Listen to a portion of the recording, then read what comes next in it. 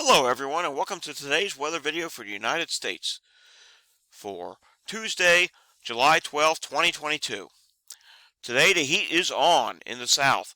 We have heat advisories and excessive heat warnings in Texas, Louisiana, Arkansas, and portions of Oklahoma. There's another area where it's going to be hot today in Nevada, Idaho, Oregon, and even up in Montana and portions of Washington State. Today there is a slight risk and enhanced risk of severe thunderstorms. The slight risk extends from Kentucky on in through to New England. There is a smaller area of enhanced risk for severe thunderstorms from Virginia, Maryland, Delaware, on up into New Jersey and southeast Pennsylvania. The threat of tornadoes today is relatively low, though an isolated one cannot be ruled out. The main threat for today is wind, and you can see where that enhanced area is. The Storm Prediction Center has put 30% chance of wind damage.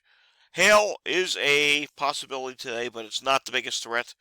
Again, I think wind will be the bigger story with today's severe wicks. Taking a look at the satellite loop this morning, as you can see here, there is a boundary that stretches across from Texas on into the northeast, and this front is going to push through, and this is going to be what triggers the thunderstorms today. So far this morning, relatively quiet on the overall radar loop across the country. Not much of any activity going on at this time. Checking out with the National Hurricane Center today, there is a disorganized system in the Gulf. I don't think it's going to cause much. The Storm Prediction Center, or the Hurricane Center, I should say, does give it a 10% chance of development over the next 48 hours. Over the next 5 days, they raise it up to 30%. It's just going to basically be a disorganized mess and cause some rainfall, thunderstorms, and maybe even some heavier rain for the Gulf Coast states. Taking a look at the HRRR model for temperatures for today, as you can see, today is going to be a relatively hot day in the south, and even in the southwest states. The northeast is going to get up into the low 90s along the I-95 corridor, which is going to help fuel these thunderstorms that are going to form. And let's take a look at the storms, shall we? Here we go. And as you can see here, the front does come across the northeast. And look at these stronger to severe cells that pop up. I'll zoom it in so you can see here. You can see squall line forms up here in Vermont. Another segment tries to get going in Pennsylvania. And some of these storms could be severe. I'm not overly impressed with this setup, but it is something to watch. And I do think any storm that does form, because of the dynamics that are at play, there's going to be high shear.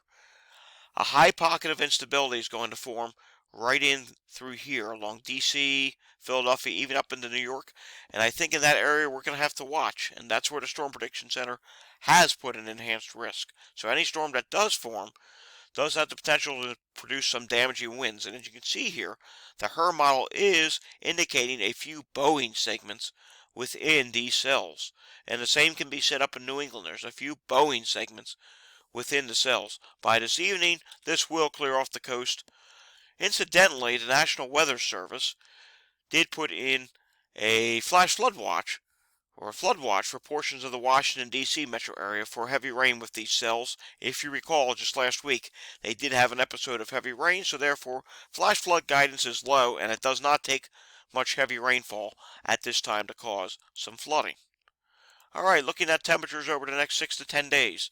As you can see, much of the plain states from Texas on north, especially the northern plains, is expecting above average temperatures.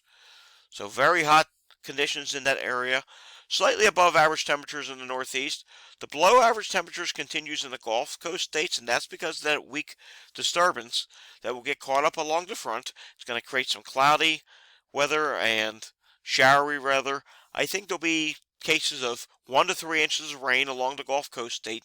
The Carolinas could see slightly higher amounts than that because this boundary that will be stalled, and there'll be some training segments that's set up, so some places could see upwards of 4 inches of rain under any training segment over the next couple days.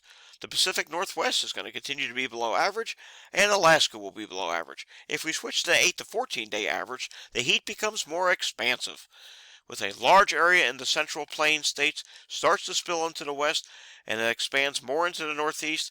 The southeast, except for portions of Florida, will be near normal temperatures. and except for the extreme southwest where it will be below average temperatures, and Alaska will be below average temperatures. Alright, that's all we have for today. Thanks for watching. If you're in the Northeast today, remember to be weather aware and have your NOAA weather radio at the ready. That way, in case there are any warnings, you will be prepared to take shelter immediately during a severe thunderstorm or tornado warning. Enjoy your day.